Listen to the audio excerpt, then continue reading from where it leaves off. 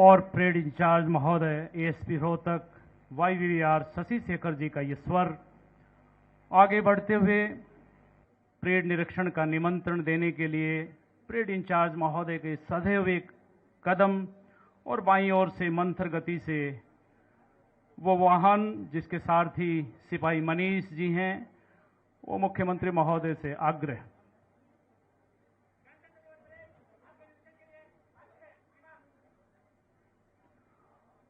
गणतंत्र दिवस परेड के लिए आप सादर आमंत्रित हैं श्रीमान।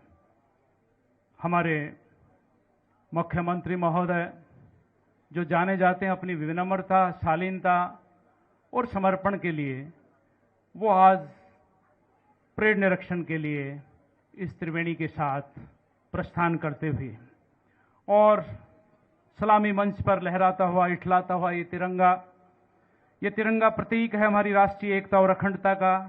ये तिरंगा प्रहरी है शौर्य, त्याग और खुशहाली का। ये तिरंगा संवाहक है बलिदान, शांति और समृद्धि का। हमारी राष्ट्रीय आन बान और शान है ये तिरंगा। और आज अनायास शायर श्यामलाल पार्षद याद आते हैं कि इसकी शान न जाने पाए, चाहे जान भले ही जाए, विजयी विश्व तिरंगा प्यारा, झंडा ऊंचा रहे हमारा। और रेवाड़ी के शायर बकौल श्री सुनेजा